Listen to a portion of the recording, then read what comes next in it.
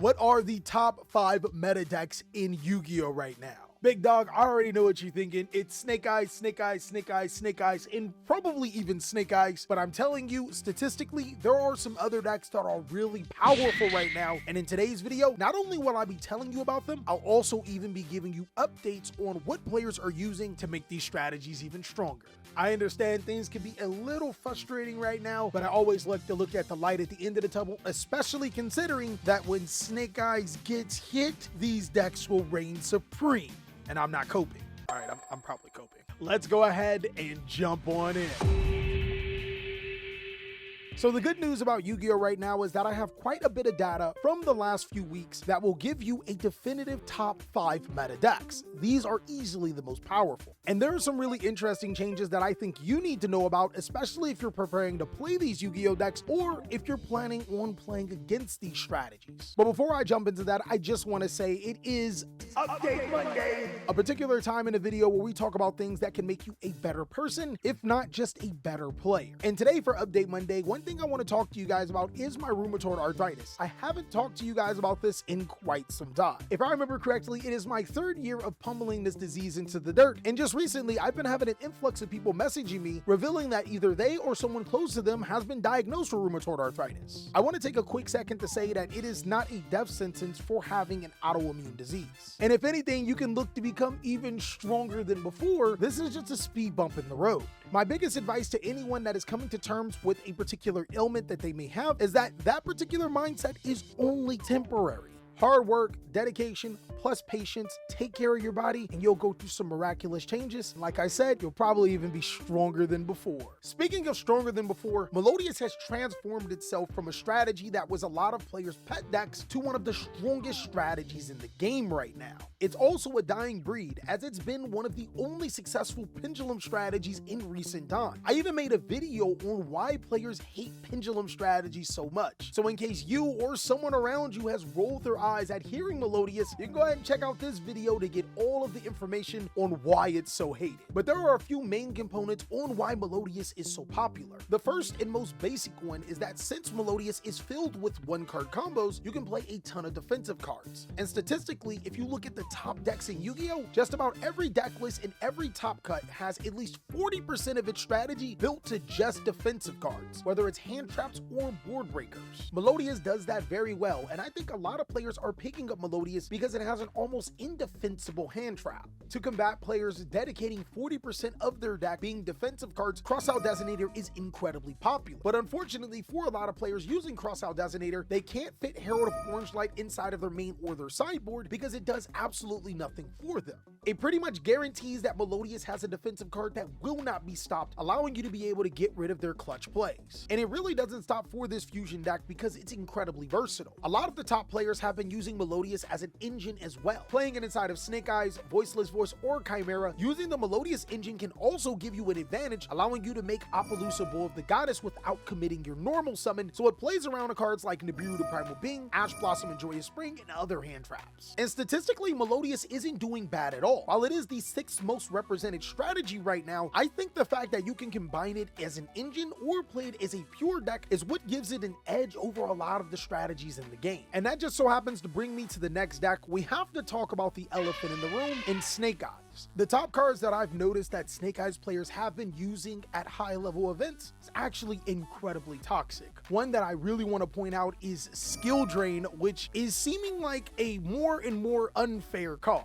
I've always been a guy to say that Skill Drain is fair because both players have to play under its restrictions, and in this current Yu-Gi-Oh card game, monster effects are important. But when Snake Eyes can one-sidedly use Skill Drain to prevent the opponent from activating monster effects, and then activate a card like Original Sinful Spoils or their Snake Eyes effect monsters to get rid of Skill Drain on their turn, that's where things become a little bit difficult. You can also say the same thing about other powerful continuous spell and trap cards like Rivalry of the Warlords, There Can Be Only One, Deck Lockdown. Those are some cards that Snake Eyes can take advantage of unfairly, while also putting the lockdown on any competitive deck in Yu-Gi-Oh! And to add insult to injury, Snake Eyes has evolved into primarily a link-based Yu-Gi-Oh! Deck, which means cards like Dimensional Barrier are incredibly good against some of the other strategies that I'm going to talk to you about, kind of like how it's really good against Tenpai Dragon. Now that is a really weird thing, because if you looked at YCS in Indianapolis, you would see that Snake Eyes is a dominant force.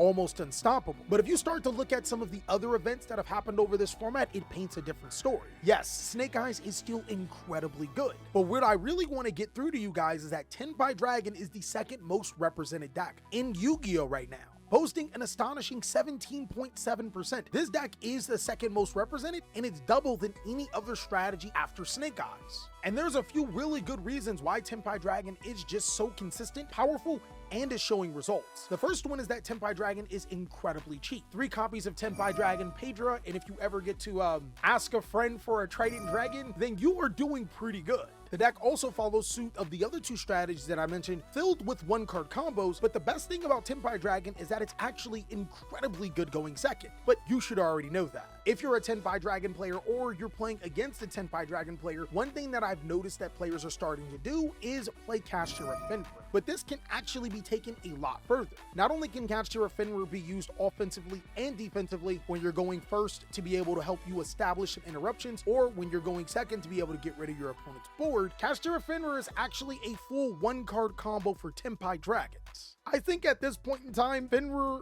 or Draco Sack should probably be banned.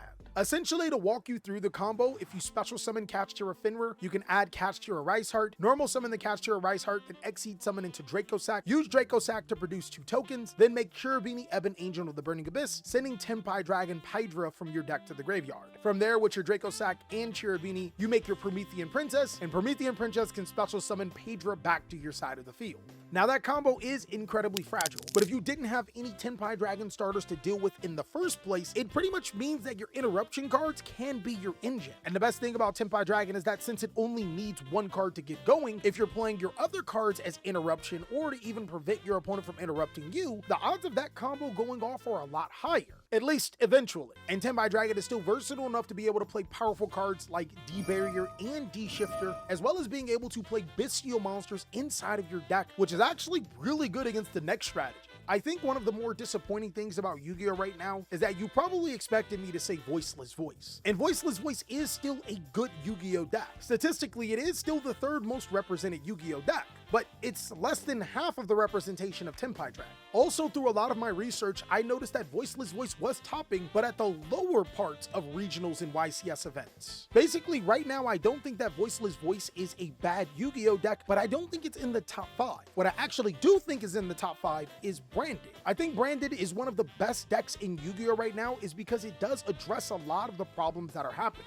As we already know, the undisputed best of the best is going to be Snake Eyes. And unfortunately, like I mentioned in yesterday's video, there is no one singular card that can out the Snake Eyes strategy without prohibiting you in Yu-Gi-Oh! Unless you're playing Branded. If you're toxic enough to understand that you were probably never getting into heaven, then playing the Gimmick Puppet Lock inside of Branded may be your choice. The Gimmick Puppet Lock forces Snake Eyes and other players to play honest. Because Albion Sanctifier Dragon doesn't really have that many counters to it, players need to play cards like Forbidden Droplet or Ghost Spell in Haunted Mansion to prevent Gimmick Puppet from hitting the opponent's field. Because if it ever does hit the opponent's field, it's game over. But even if you were to take out the Gimmick Puppet Lock, another reason why I think that Branded is simply one of the best decks in the game is because it is a fusion strategy that can keep playing despite the opposition. A lot of people still think that Ash Blossom and Joyous Spring can stop Branded, but if you are skilled enough, the card is really just a speed bump. And what I notice a lot of Branded players doing is actually teching back in Ab Lipdom to be able to resummon Mirror Jade to your side of the field because that card is a threat.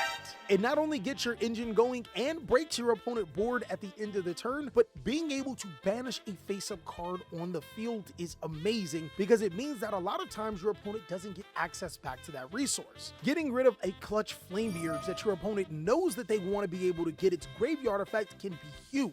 And even if that just so happens to not go into your favor, Branded still has other ways to be able to enjoy the game. And Branded is one of the very few decks that takes an approach that doesn't use hand traps, which could be really bad against certain strategies. Decks like Melodious treat hand traps kind of like how you would treat tissues left in the waste bin.